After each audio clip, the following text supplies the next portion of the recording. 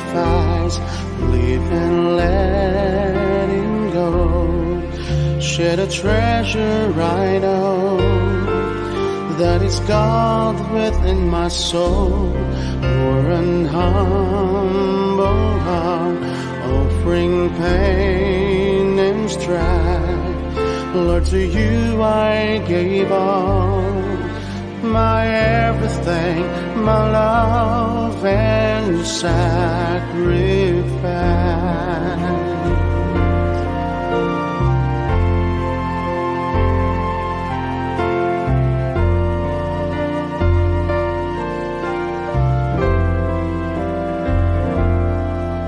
In the face of the aged, I see your wisdom.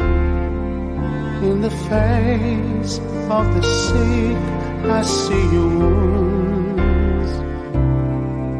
In the face of the poor, I see your loving hope. In all of this, Lord, I gave my own love and sacrifice, live and letting go. Share the treasure I know, that is God within my soul. Poor and humble heart, offering pain and strife, Lord, to you I gave all, my everything, my love and sacrifice.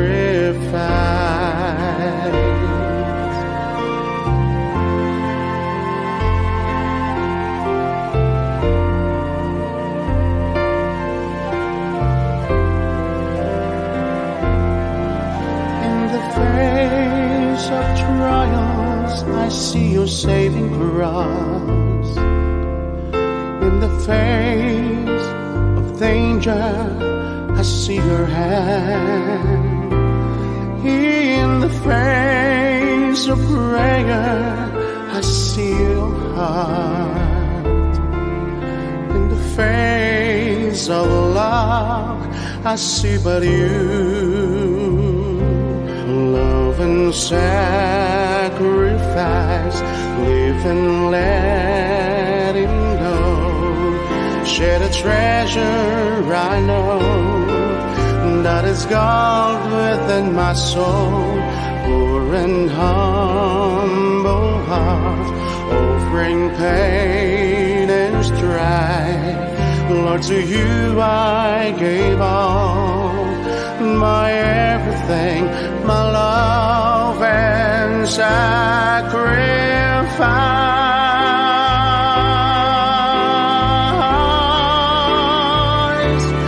Love and sacrifice, live and letting go. Share the treasure I know, that is God within my soul. Poor and humble heart, offering pain and strife, Lord, to you I give all, my everything, my love and sacrifice.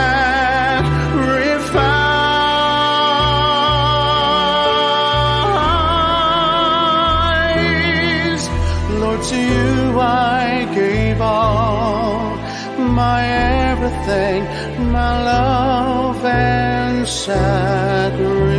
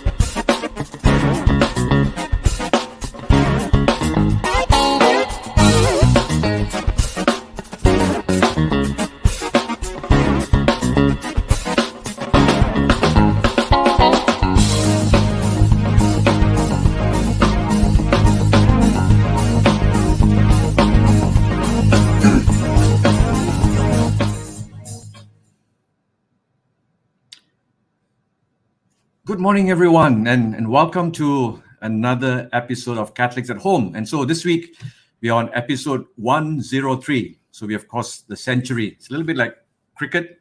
The century is a great moment, and we have crossed that century mark. And to be able to bring to you different conversations in this Saturday morning live conversations that we have that come right to your home. And we are glad that you're able to join us today, as you have been in so many weeks that you have joined us in these little conversations of interest, we hope, to bring the church and interesting topics right straight into your living room. As you know, that we started this over 2 years ago, and we are going on. And every week we try to bring to you some interesting topics about faith, about life. We also try to highlight some personalities, people that we know, or people that we have heard about, or people that we would like to also spotlight in the life of the church. And that is what we hope to be able to do in these conversations.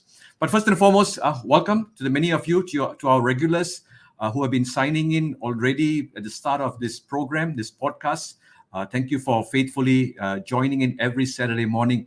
It's so heartwarming these days, especially when I go to celebrate Mass in some of the other parishes and people walk up to me. Even today, I was at earlier this morning talking to someone, and they said they follow us regularly on a Saturday morning. And so it's such a joy to be able to hear these things, that what we are doing is we are able to reach out to a lot more people. And in some ways, this has been a blessing through the lockdown. Now, I don't want to sound very morbid whether the lockdown was a blessing, but the lockdown has somewhat been the catalyst for us to start this, to be able to talk to you right in the comforts of your own living room. So thank you very much for joining us once again. We are here every Saturday morning at 10:30. And if you haven't already, don't forget to press subscribe if you're watching us on YouTube, or if you are on Facebook, don't forget to follow or like us so that you get reminded of our upcoming programs. So every week we try to bring you different things. And if you click the subscribe button, which is that little bell on YouTube, or that like or follow us on Facebook, you will be updated as soon as our program is prepared and posted. You will get a notification that you will know what is coming up on Saturday morning. So don't forget, keep Saturday morning 10:30 a.m. free for us. And if we are not, we will let you know. Of course, sometimes we are tied up with other things now that life is coming back to some sense of normalcy in many ways. But nevertheless, we would like to keep this little time slot that we have kind of owned for ourselves here at Catholics at Home, Saturday morning, 10:30, live on different topics, different issues, faith in general, and also personalities. And so this morning, we are privileged to bring to you to another personality that many of you may have heard of, some of you have not heard of, but nevertheless, it's always a joy to bring a different person into our conversation. Earlier, you heard the song, Love and Sacrifice. Now, this song, many of us may not have heard, and we are hearing it for the first time. It was written by a priest from the Archdiocese of Manila, whom we are spotlighting this morning. He is a songwriter, a composer, one who has won many awards. Not too sure. We'll ask him whether he's won any Grammy Awards, whether he's been featured in the Grammy Awards or even in the Oscars.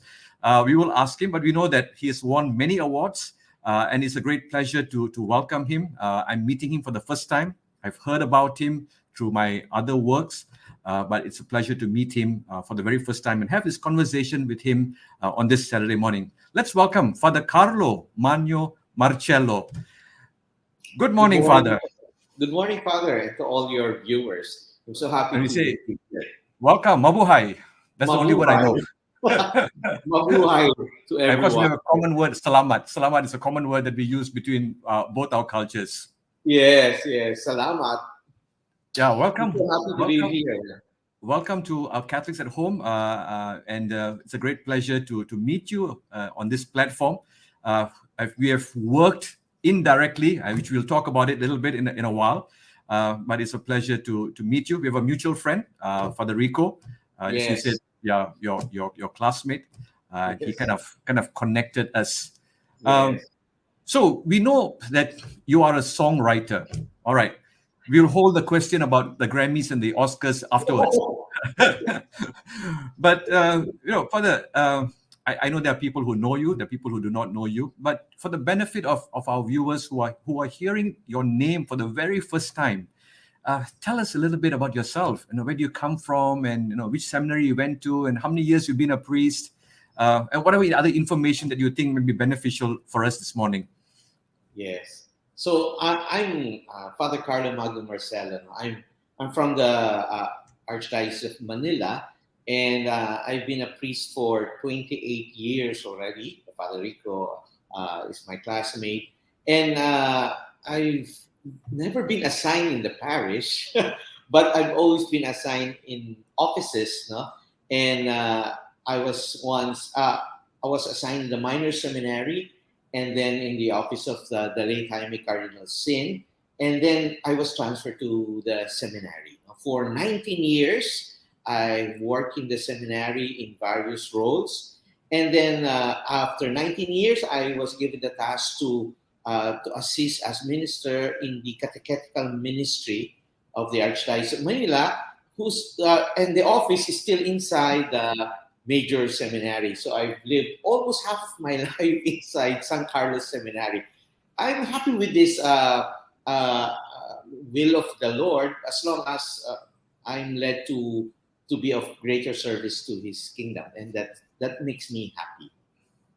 Now, your name is very interesting, Carlo Mano, Carlo the Great. I would think that's I'm sure you do a lot of great things in the seminary and also in the catechetical and liturgical ministries, or wherever you are sent. But before we get into this conversation, something kind of caught my eye. That little statue behind you, Father. Would you like to tell us a little bit about that statue? I know it's not part of this morning's conversation, but I'm sure that has caught the eye of many people. It's a very unique representation of Mother Mary. Yes. What statue is that? This is the Our Lady of the Rose, no? Because come May 1 until the end of May, every day we have the Mayflower Festival, no? And so children are asked to go to the churches, but we in the catechetical ministry, because of certain limitations, no, we created an online Mayflower Festival, or we call it the Flores de Mayo, the Flowers of May. So we invite children, adults, no, to pray the rosary, and then there's a short catechesis, and after which we offer flowers to Our Lady of the Rose. This is Our Lady of the Rose. She comes out every May in this title. And then at the end of May, there is the coronation of a crown of flowers is given to her. Oh. And then usually in the Philippines, we have, we call the Santa Cruzan. We have the beautiful lasses come out, and then they have this title that pertains to the virtue of Our Lady. Is this something that every family would have one in the home, a statue like this, or is it something in the church only? Oh, it is in the church, because people would go to the church or to their chapel to offer flowers to this particular lady. That's so interesting. It's a community event. Interesting. I mean, though we are kind of rooted in one faith, but the cultural expressions are quite diverse and quite interesting to find out, what happens in the Philippines in the month of May. And it keeps us very busy the whole month of May. Because there is always catechesis involved. There's always catechesis involved. Father Carlo, you mentioned very early in your career, you were an assistant secretary to the great Cardinal Sin. I know, as I was in the seminary, we have heard this name, and of course we know he was very influential, not just in Manila, but throughout the country, even politically. Now, we won't talk about the politics of the Philippines, which is very much today in the news for various reasons. But what I mean, before we talk a little bit about your songwriting skills, I was curious to find out, we hear of this name because, cardinal sin. Of course, what is this cardinal sin all about? I mean, what was he like? What impressions did he leave on you? I think you were a very young priest when you were assigned as a secretary to him. Yes. Usually, the assistant secretary is the one who is constantly changed. You only last for 2 years, no? It's like a training ground, no? And for me, it was really a big grace to be chosen to be his assistant secretary. The role of the assistant secretary, as I was informed by the main secretary, who was Monsignor Socrates Villegas, now Archbishop Socrates Villegas of the Dagupan, I have to be a companion to His Eminence, to the late Cardinal. So I have to go wherever he would be going, no? And that gave me really a big grace to be with him and to see the person rather than the big name that you get to hear and you see in the newspapers or TV. He is so much of a father, really so much of a father. And then I realized that you can always use joy, humor, and wit to convert people, especially your enemies. And this is what that was his weapon: joy, humor, and wit. No, and then of course you can always see the priority of prayer in his life. He has so many appointments. So since I'm his companion, I always was with him in the car, and every time I will always be the last one to enter the car because he's always so early. He hates to be late. No, so I'm always the one who is late. And when you enter the car, it's the mysteries of the Rosary, and then afterwards the Stations of the Cross, then all his favorite prayers. If you have not reached the destination, then that's the time you will engage in conversations. And the conversations are very homely or homey. No? And sometimes we play a game. He would create a game because he knew that I was an organist. He would create this name, that instrument. No? Because we would be listening to orchestral music, and then he would play that game with me. No? So he's so fatherly and so nice to be with. As you were saying that as he gets into the car, he starts praying. The thought that ran through my mind is: does he not trust his driver to get him safely to his destination? No, but this is the side we don't hear about, because we see a very, very strong character. I mean, at least in my seminary years, we see a very strong character and a very very powerful, very influential. Interesting that you give another side of his joy and humor and the human side of the cardinal. That's interesting. I still hear in my ears, no? Anybody would come and he would be the one to greet them at the door. No? He would always have a very loud voice saying, "Welcome to the house of sin." He said that to Imelda Marcos. He said that to all the politicians who would enter the house. "Welcome to the house of sin." I'm sure he left lasting impressions on you as a young priest, and which just kind of shaped you and marked you in your ministry even today in many ways. But coming to talk a little bit about being a songwriter for the Lord, I think this is the first time we are featuring someone like you who is a composer with a kind of an illustrious, I wouldn't want to use a career, but a ministry. Let's call it a ministry. Yes. I think it's mission, not. I would call it mission. Or a mission. But before we get into that, Father Carlo, I mean, did kind of music play an important part in your growing up years? I mean, are you trained musically, or are your parents musicians, or your siblings musicians, or is something that you were attracted to as a young growing person? I had different hobbies, not music really, because we did not have any musical instrument except for a guitar, perhaps, And then my father was the only one who would be playing guitar music and then military band music because he was a soldier. He's still alive now, retired. So I always hear band music. And then when the our parish church needed young organists to serve at Mass. No? So they offered 10 free lessons to young people who would like to become church organists. And me and my best friend, and I think 8 other young boys, joined the group. And the two of us were the survivors of that short course. And that began my service to the church as a church organist or church musician. I was not given the grace to finish, to get a bachelor in music, but then I had short courses along the way that helped me or honed my skill to write songs. But the one who really pushed me to this ministry was actually the late Jaime Cardinal Singh. Because I was simply an accompanist, not a songwriter. But later on, perhaps, if, with the first song that became very famous, it was due to the late Jaime Cardinal Singh who trusted me in this with that project. Well, it's interesting that you say that, as a young person and the church had this kind of program to invite budding musicians, or at least potential musicians who can serve in the church. But in your growing up years, what kind of music did you listen to? I think if you're a priest now for 27 years, you're probably about the same age, I would think. At least, we were not the generation of having an iPod in our ears or Spotify, but maybe the radio, tuning in the radio. And what kind of music did you listen growing up? What genre of music did you like?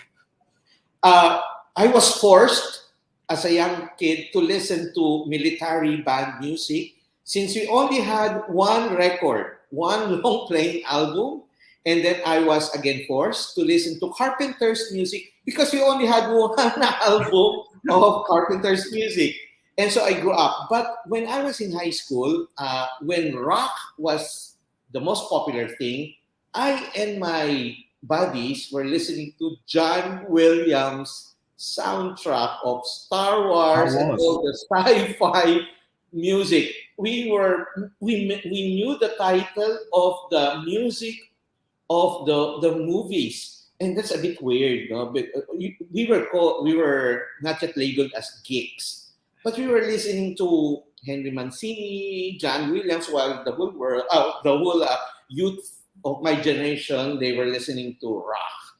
No, we were listening to John Williams. Then later on, I appreciated Broadway music. I almost memorized the soundtrack of The Sound of Music without even watching the movie because we didn't have a video player then. But then I was able to memorize and just imagine created the scenes of Do Re Mi, no, and all those. Then I started to love Broadway music that made me. There is this inclination to melodious patterns, easy to sing and then melodious, and then narrative in a way. So that created my sense of in my writing of songs. And then the instrumental music helped me with the musical arrangement, how the -1 should sound because of that movements created by John Williams, the emotions that would come to this instrumental music as background to the various scenes of those movies. So that helped me a lot later in my life as a songwriter. Well, It's interesting. weird, right? Yeah, no, it's quite inspirational because last week we celebrated Good Shepherd Sunday and it was World Day of Prayer for Vocations. Yeah. So even if our young people out there are listening to all kinds of music, God can always lead you in a particular path towards liturgical music. So listening to you to say there's hope to those people who are listening to all this heavy metal rock music, you can be led. You can be led towards the path of God, to love His liturgical music. Yeah, and I was not writing songs way back then. I was just simply on the side because there are other classmates of mine who are so good with the piano and in writing songs, and I was very timid and quite shy. And then later on, I realized that it was a preparation for me to be more sensitive because the style of my songwriting is more of service. What do people need to sing? Not what I want them to sing or what I am inspired to write. So I really consider songwriting as a mission because during my free time, I won't be playing music. I would be tending my goldfish, my plants or whatever, or paint or whatever, Right. but not music really. You're talking about when you listen to band music, you listen to Carpenters, John Williams, and all the others. Uh, would you say any one of them had an influence on the kind of music that you write now in some ways? Oh, the actually when I was a young seminarian, I was introduced to the Focolare movement, and I fell in love with the two bands of the Focolare movement. And they often would sing in Italian, rarely in English, the Gen Rosso and the Gen Verde. The Gen Rosso are the men's rock band, Gen Verde would be the women. No? But they introduced me to a very uh, different kind of music that can be sung in the church and that is also very Italian in a way, but also has characteristic of world music because the members of the band would be coming from different countries. And that shaped me also with the kind of music that I would be writing. It is open to world music. I would say world music. Right. It can be ethnic, it can be pop, it can be rock, it can be western, it can be classical. And of course, my mentor in the seminary, Father John Valdestin, opened me to the beauty of the classics, the Gregorian chant, and the classics, both European and Asian. Now, your first song, okay, let's say the genesis of your mission in music was in the Jubilee year. From what the little that I read, I've been trying to do a bit of research about the work that you have done in the year 2000, and that turned out to be a hit. It was considered as, I think, the best inspirational song, if I'm not mistaken, for that year. In the Philippines, it won some awards. I can't remember what the name of the award was. It the Awit Award or something? No, it's Awit. Awit. Awit is song. It's like our local Grammy. Yeah, and that song has now been translated into Korean, Japanese, Hindi also, and a few other. Now, how did that come about? How did it all start? Here comes Cardinal Sin. Now, because the Saint John Paul II issued the Tercio Millennio Adveniente, no, and it was calling for the 3-year preparation for the Jubilee year. So the preparation would begin 1997. So it came out around 1996, and I was assistant secretary to the late Cardinal, and the Cardinal instructed the secretary to tell me, since I'm an organist, no, and since there was no money for a competition, and they needed a song urgently, no, so he commissioned me to write the song. So can you write this song? So I read the document, and then it was a bit urgent. So when I wrote the first song, I immediately submitted it to Monsignor Socrates Villegas, now Archbishop, because the meeting was, it was almost the fall. He gave me 2 weeks perhaps, but then I wrote the song the night before. No, I wrote the first song for 3 days, no, trying to put the Tercio Millennio Adveniente's spirit in the song. And then the night before I submitted the song, suddenly another inspiration came just before I went to sleep. There was this persistent melody, and then I sat down on my desk, then wrote for 45 minutes. It was like an outpouring of melody and words. And then the next morning, I submitted to Monsignor Sock the new tape for the song, and that was the Jubilee song. And it was approved, and then we used it. Then 1997 was the World Youth Day in Paris. And the Filipino youth, since we started singing it 1996 with actions, the Filipino youth, when they went to Paris, they brought the song, singing it on the streets, And then it attracted young people, so they asked, teach us the song. So I think it was first translated in French because it happened in World Youth Day Paris. Then it spread, because of World Youth Day. And the young people got attracted to the song. And then I received a request if they can be translated to different languages. And then, it's 4 years. It was sung for 4 years. So it got stuck in the mind of young people. And on the Great Jubilee year 2000, we were invited to sing it in the culminating Mass at Tor Vergata, World Youth Day, Rome. So we had to sing it after the Pope's message, and before the finale of that. It was near midnight in Tor Vergata. So we were asked to sing it in Rome for the World Youth Day. So that's the genesis of the song. How does the inspiration come for you when you sit down either on the piano or the organ to write? I mean, is that something that happens naturally, or is it like something that while you're sleeping in the middle of the night, you get a little kind of a brainwave and you wake up? Sometimes it happens and you start writing. I also read that you wrote a song for Cardinal Sin the night before he died. The night he died, his wake was in the Manila Cathedral, and I felt that I have to give honor to this man, and suddenly I had to write a song, and it was sung the night before he was buried. So what inspires you, or what inspiration do you look for when you sit down to write a song? First, I only write songs when I am asked to write a song. When I'm always commissioned, it's not my hobby to write songs. So when I'm commissioned, I always ask the one commissioning me or the group, what you give me the materials and what do you want the people to feel, what the people to sing, then what are the words that need to appear. And then after the meeting with them, I would read the materials, pray over it, and then I have to wait. That's the difficult part, to wait. And after doing my assignment, after praying, I have to wait. And the worst thing is when the deadline is very near and there is no song yet.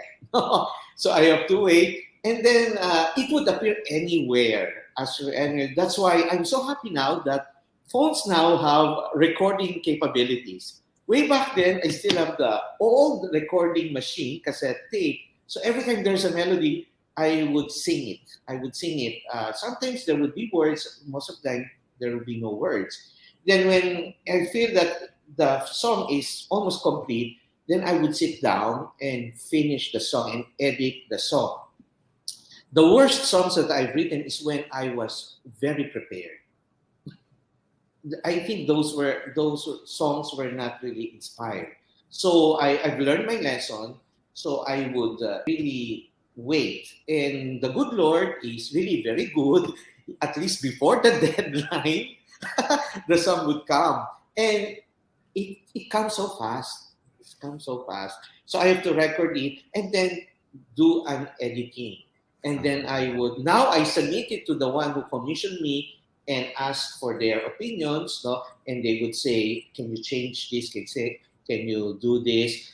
Sometimes it pains me because it's an effort that you put, then suddenly I've chosen the wrong word.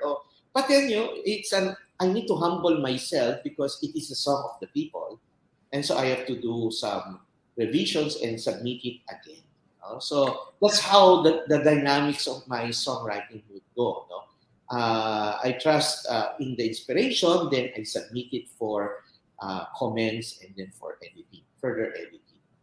So you were saying that you compose when you are commissioned. You're not like one of those people while you are showering and suddenly you get a tune in your head and you quickly go and write it down or something like that. No, unless I'm waiting for the song. All right. To be inspired, no. I'm too lazy to do that. Songwriter. But you have written what, something like 70 songs, over 70 songs, and because I'm free. In short, I'm cheap. Because the principle is freely you receive, freely you give. No, so the people don't pay me as long as it is the will of God. No, so I need a letter from the superior, from the parish priest, and then they would approach me. That's why there were years when I was so prolific because there were so many requests. Usually, the average number of songs that I would write in a year would be one or two. All right. Oh, one or two. But there would be years wherein a group would ask me, like a mass, a full mass. And so I would give into their request. No? So that's why there were years that I wrote an album or two. Yes. And when you write these songs, you write the melody and the lyrics at the same time. Yes, no, Okay. it's a bit difficult for me to collaborate Okay. because of the sense of time. My time is a bit flexible. If I'm not ready, I'm not ready. If there is no melody, there's no melody. If the other one, if I will be collaborating and the other one has a melody, I would lose my melody. All right. So it's a big challenge for me to collaborate, but I've been collaborating with others in the past. No? Uh, Nowadays, it's more of me then letting others edit or check the one that I've written. Now, Father Carlo, when you talk about music is very subjective. Yeah, It's everybody's got a different opinion, a view about music, especially church music. yes, Everybody has got it can either unite you or it can divide you in yes, many ways, especially in a parish. yes. And you have written a lot of liturgical music, music that we use in celebration of our liturgy. And I don't want to get into a controversial discussion about what it should be or what it shouldn't be, because in different parts of the world, as I've seen, I mean, in Philippines, even within the Philippines, you go to different regions. Wow, The music is so different. yes. Some are more animated, some are not. Some are very cultural. Some they bring in their own life experiences. But in your work, when you write liturgical music, as a composer, what principles do you apply, especially like to encourage? I think one of the things that I've always liked in my own journey in the priesthood is to look for music that can incorporate the life of where it comes from, the life of the people, the culture of the people, whether it's in instrument or whether it is also in the kind of a melody. But for yourself, when you talk about liturgical music, what principles do you apply or do you look for when you are composing? Uh, for me, first, the biggest, I would say, a challenge is we have this patrimony of like the Gregorian chant, no? And patrimony means it's the treasure of everybody. No? Therefore, we have to give value to it. No? So, but the thing is, how would you help the young people or help people today appreciate such a gift, such a treasure? So I always challenge myself on how to allow the Gregorian chant, the Latin songs, to enter into today's music. So usually I create music using chant, a certain part in chant, then a certain part in the vernacular. Then secondly, the color of unction or being sacred or being in a way separated, a music that is not worldly, and yet there is the sense of the sacred, the sense of the other. That is a very important trait in liturgical music. And of course, the text. I've been in charge of the choir of the Archdiocese of Manila for 10 years. And I know the problems, no? I know the quarrels and everything. And then the question of what school? Do you belong to the Jesuit school? Do you belong to the Exactly. classical school? No. But then I saw the icons of liturgical music here in the Philippines, like Father Montiveros. He can change the tune of his composition because the people would be singing more this different tune of his composition. And so he would say, if the people is singing this, then we sing this. No, he was ready to change. because it's the people praying in song. You know? And so I've learned a lot more to help the people pray in song. You know, but no, since I'm a priest and I'm seminary formator, I've been lecturing on the proper elements of liturgical music. I tend to get a balance of popular tune and then of the traditional tune, and then what is really required in the liturgy, like the use of the proper text. It's such a difficult thing to balance all this. Yeah, like you said, this is, just like music, art, and many others, all are very subjective. It depends on what Yes, people like and what people are used to. One may like, it this way, one may like it in another way. And sometimes, rather than finding an opportunity where we can collaborate, sometimes it becomes a point of a contentious point that it divides people, and in that sense, music in itself loses its objectivity and yes. focus. Like you said, the sense of the sacred. Any song that we sing or any And active participation is a very important element. No, active participation. No? And so sometimes, I create medleys because I need to use the proper text, but I want the people to sing. And so I would use the refrain of a popular liturgical song, and then I go to a traditional song. And so I create medleys because I want people to sing during the celebration. So they will sing parts, and then choir can sing solo. And since I'm a songwriter, I seem to have that license to do some chop of certain songs and then create this, and nobody would question me. So that's the advantage that I have. Yeah. I think that's the one, like you said, one of the things that in Asia and even Africa I've seen, and in some parts of Latin America, that people participate, people respond, and people just sing their hearts. I mean, I know even here in Malaysia, sometimes there are people who know they're tone deaf, but they could care less. I mean, they Yes, would just let it go, let it flow from them. It's yes, really their connection with God. Of course, the choir master will not be very happy if somebody nearby is singing on a different key or something, but it kind of tells that it's something that helps us to connect with the divine, isn't it? In, yes, in that sense, and yes, it's a grace that you receive to be able. I think it's Augustine who says when you sing, you pray twice over. yes, Yeah, it's the connection.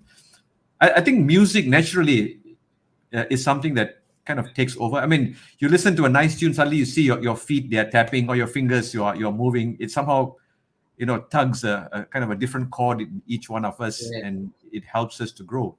But you are in liturgical music, you are in catechetics. Now, this is an interesting thing I wanted to ask you. Uh, how do we use music to reach out to young people who are listening to a variety? Now, I think they are spoiled for choices. I mean, like you said, you had one record. Probably in my house there were just a few records, and those cassettes that you plug in, that we heard over and over again. Yes, But yes. today with Spotify and all the Oh my Apple God, there are Music, thousands. thousands of songs at their fingertips. How do you use this to evangelize to our young people? Yes. Uh, in scriptures, one of the disciples asked the Lord, "Lord, teach us how to pray." No? And I read once in a book that in a book on liturgy that we are all stutterers. No? We stutter, which means metaphorically it means that we want to say something but we cannot express it, and especially the young people, they feel something but they cannot express it. And I think that's the where music would come in, because we're all stutterers in front of the Lord.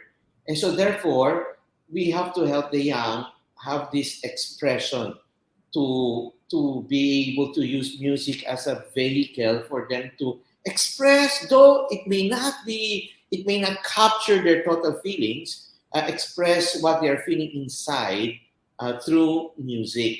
And I've seen this especially when in a funeral, when we ask the grandpa who lost his wife, to say something before the mass. I cannot forget this, and he said nothing. She doesn't want to say anything, and then of course the grandchild spoke instead. But in the middle of the speech of the grandchild, suddenly the grandpa sang a song. No, it was their a love song. Then everybody, we were all quiet, and then we waited for the grandpa to finish his song.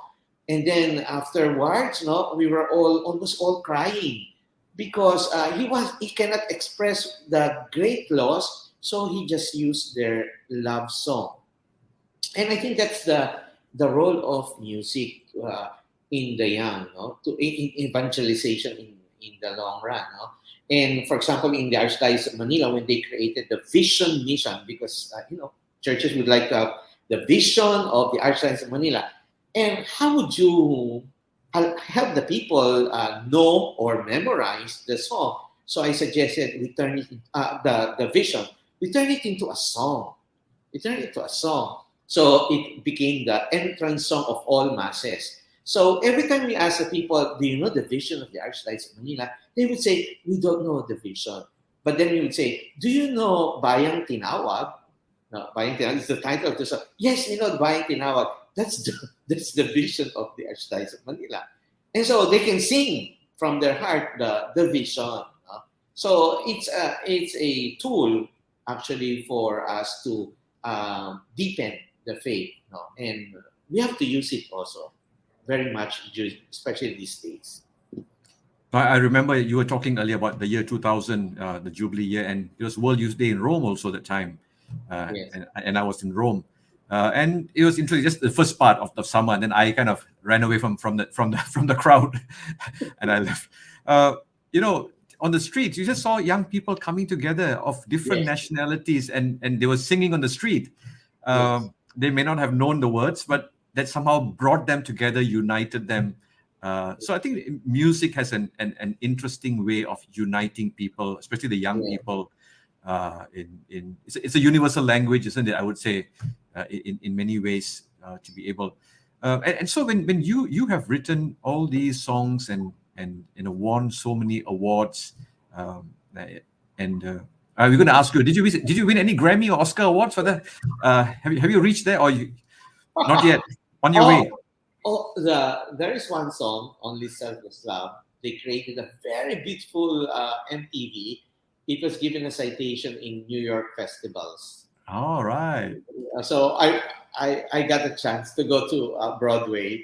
Okay. To get we didn't win, but we got a citation in the New York festivals because of the MTVs. That's the farthest that but I've not been successful in Catholic awards. I've not been successful. Oh, right. Okay. In secular giving bodies that I've been very, very successful, but not in my home court. And it's okay. So it looks like the words of scripture come alive. I mean, a prophet is not welcome in his own town. As long as they don't stone me. All right. Or try to push you off the cliff. Of the many songs that you have written, it's a very difficult question, I know, especially when you've done so many. Is there one that has got a very special significance for you, that speaks out to not to Father Carlo, but to Carlo Magno, the person, that really it's something so special to you till today? You hold on very tight. Yes. Up front, I would always say the best song I've written is Awit sa Ina ng Santo Rosario, Song to Our Lady of the Most Holy Rosary. And I told my friends and family, when I will be buried, it must be the song that will be played in the hearse. No? But your question is about what is that song that really speaks to me. One summer, I was invited by a friend priest to take a course in psychology in the Jesuit school at Ateneo, just one course, and it's titled Inner Gardening. Inner gardening. So you will be tending the garden of your soul. And then at the end, we were required to do a paper or do something, a project. And so, of course, for me, I wrote a song, no? And the song is entitled "Just Tell Me," and the song is God singing to me. So it's like I had a dream when I was preparing for that final project, and God was telling me that He is like a lover, and He tells me that you have to tell me that you love me, because if you don't tell me that you love me, sometimes your silence, because we always say silence means a yes, but here's God saying sometimes your silence means a no. So just tell me that you love me. So the song is like God begging me to tell Him that I love Him. So the song sounds so much of a love song, and then but there is no word of God or anything. So it sounds like a love song. It's in YouTube, and then when there was a competition in a popular TV channel, I submitted it, and it reached the semi-finals. No, oh, that because it is a love song, really. So that is very close to my heart. It is the song of God to me, not always reminding me that I have to, even though I'm a priest, sometimes I forget to drop by the chapel and say, Lord, I renew my love for you. Sometimes I'm always working I'm doing works for God. Sometimes I forget to talk to the God who gives me this, to whom I offer all my works. So that song is very close to my heart. Just tell me. You can listen to it in YouTube. Just tell me. All right. We will highlight a little bit of that song. And the first notes is a shout. You'll be shocked. The very beginning is a shout. The God who is lover seems to be complaining. So he would be saying, just tell me. So as if he ran out of patience. That's it. You were saying earlier that you didn't go to a music school. I mean, Yeah. you went to church. I mean, it's my own same experience. I mean, I first started playing the guitar in church. I learned with friends, and then with the organ more in the seminary, we had the opportunity to learn a bit more. But today, I don't know in the Philippines, but in Malaysia, I mean, learning a musical instrument, a lot of young people do that today. They have the opportunity. The parents give them, I'm sure probably in the Philippines too. But we also begin to see that not many of them actually would want to come forward and to play for the church, in the church choir. And we experience that, in large churches. We're very few people. There are many musicians, but very few who step forward to say, let me offer my talent to God. People who are, what would you like to advise people who are thinking about it, who are shy to play in church? As a liturgical musician, what would you say to them? Some of them are afraid to make mistakes. Some of them are afraid that people will, ridicule them. Yes. I think we need to address first the music directors before the musicians, because sometimes the restrictions there, we are so afraid to disobey the rubrics, and sometimes that becomes a stumbling block.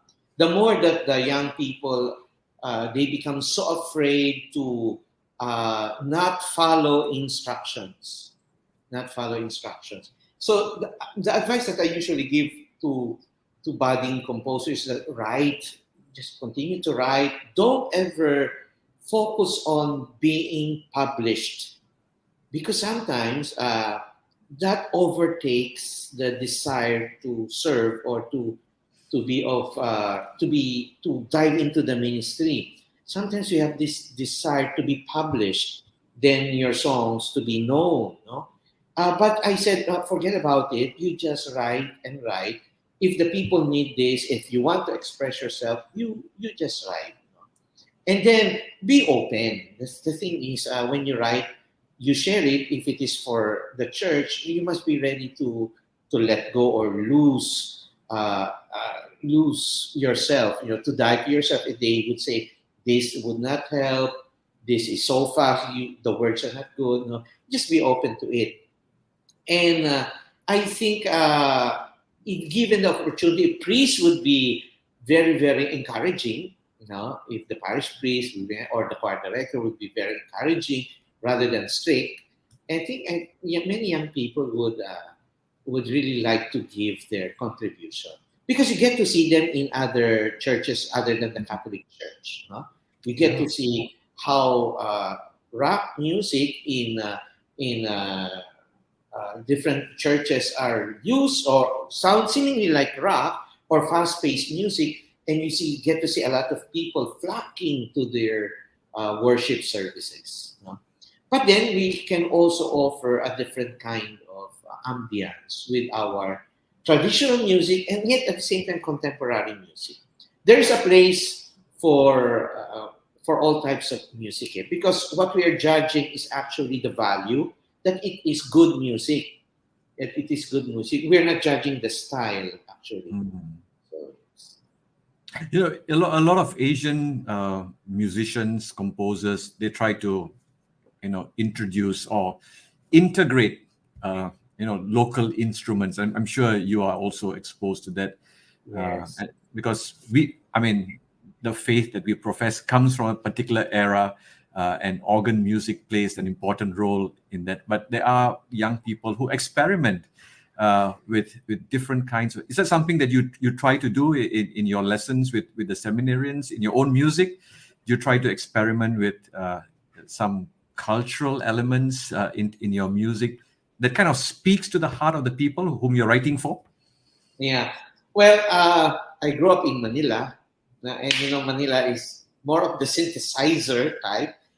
We don't have indigenous instruments. If we will be having a conference with people coming from the north and the south, that's the only time we use these indigenous instruments. And most of the time, we don't have knowledge of it. So I think if you will ask composers from the other regions, they would be using their indigenous instruments. But enculturation is very critical today, and to express one's faith with one's culture is very, very important and vital for our faith to be deepened. And I think it is but right, that we use whatever we have to express our prayer. In Manila, we are more exposed to the contemporary music, also Jesuit music and other things. But then more of the actions, the gestures. Our young people seem to, or the children will really love the symbolic gestures in the songs at the mass. I'm currently involved in an online children's mass, and we always have the gestures incorporated in the singing for the children's mass. Now, Father Carlo, we are coming to an hour of this conversation that's passed so quickly without us realizing.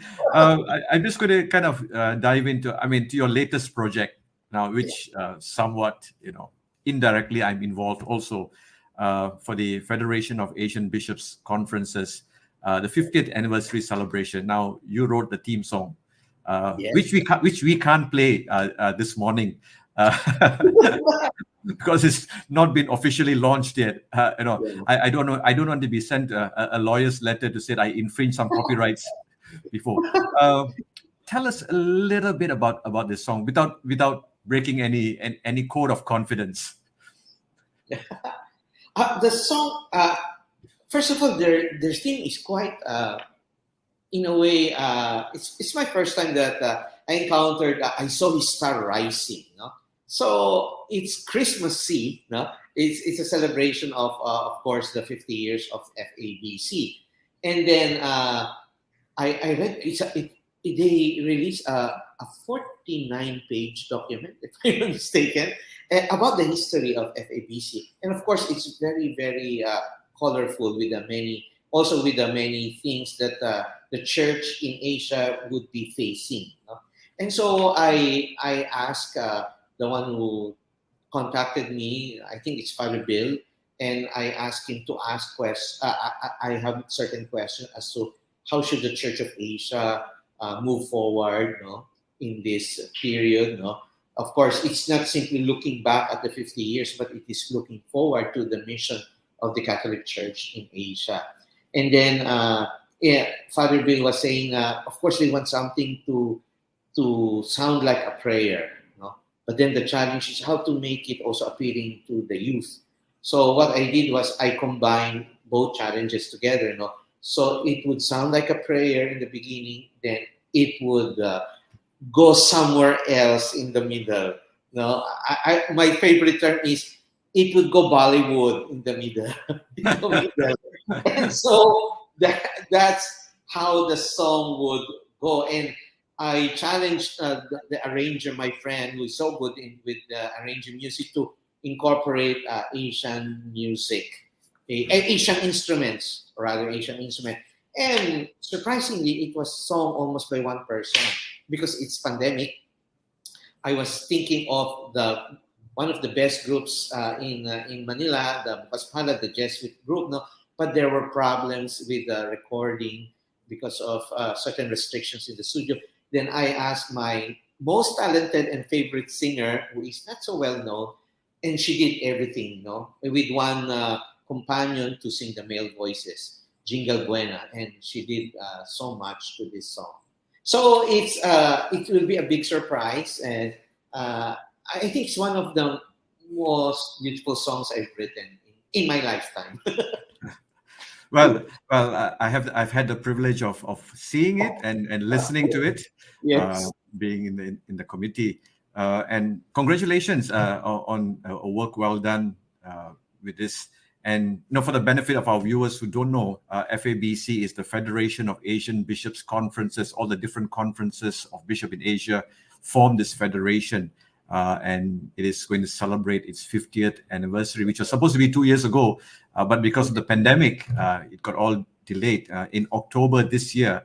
And the theme song is coming from Father Carlo himself, and it'll probably be launched somewhere in August, I think. Hopefully, we keep our fingers crossed, and for the conference in October. And with that, Father Carlo, we have come to the end of our conversation. Thank you very much for taking time. I know you're very busy this morning to be with us, to have this little conversation. First time having a liturgical songwriter on our show, and hopefully, we get to hear that song in. But before we go, all your earlier songs, 70 other songs, where can our viewers go to listen to them? Are you on Spotify, Apple Music, or where are you? Yes. My songs are in the various digital stores and also in YouTube, because if you put it in Spotify, I don't know, it comes out in YouTube. All right, So okay. they may be linked together, and so you may find it. But I use the name, my first name only, Carlo Magno. Since I released albums, I just use my first name, Carlo Magno. So it's in Spotify, and my name there is Carlo Magno. All right. So to our viewers, you want to listen to the 70 over compositions of Father Carlo Mano, minus the one on FABC. It's not up yet. Yes. You go to Spotify and you can listen to him. Before we end, Father Carlo, any words of advice, encouragement to church musicians, budding musicians, musical directors in our churches? What would you like to say to them? Of course, the often quoted Saint Augustine phrase, he who sings well prays twice, no? But he also said that to him he who sings loves. No? So if you really love, no, then that is already the music that will really come out. No? Music is an expression of love from God, and our love to God. No? So music helps us to love more. That's it. And with that, thank you very much, Father Carlo, for making time to be with us, to share your passion, your mission also, which is music and prayer and catechetics also. Hopefully, this conversation will inspire our young musicians to come forward in our churches Yes. to offer their talents to the Lord Yes. and to work together. As I said, music must unite us and must not divide us. And maybe perhaps we look forward to seeing you on maybe Philippines Got Talent or something of that. In No, some ways. I'm quite a shy person. But one thing we know that a lot of Filipinos are naturally musically inclined, isn't it? I mean, they pick up the Yes. karaoke mic and they can just Yes. let it all go, a kind of a thing. It happens naturally. Thank you very much for Yeah. sharing Thank this you with very us. much also for having me. And I will be spreading the news for people to subscribe to this beautiful channel. That's right. And so to all our viewers, thank you for joining us once again on this Saturday morning, and hope you have a good Sunday with your family and your friends.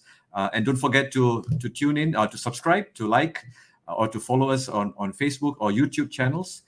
And same time next Saturday at 10:30 a.m. We look forward to meeting you again. But before we end, Father Carlo, we usually say a prayer. Would you privilege us with a prayer this morning before we Yes. conclude? In the name of the Father, Son, and Holy Spirit. Amen. Lord, we thank you for the gift of music. We thank you for giving us this tool to express what is deep in our hearts. You gave us this tool to be able to live through the various mysteries of our life. And music leads us to your presence. Help us to appreciate it as truly a treasure, a gift coming from you. Help us to use music to unite, especially people having conflicts or people having doubts in your love.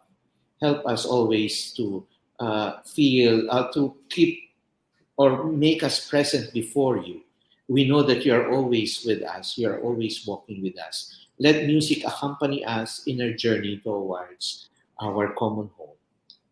Glory to the Father, and to the Son, and to the Holy Spirit, as it was in the beginning, is now, and will be forever. Amen. Mary, Amen. Mother of God, Pray for us. us. Thank you, everyone. And see you next week. Bye, everyone. Bye, Father Carlo. Bye.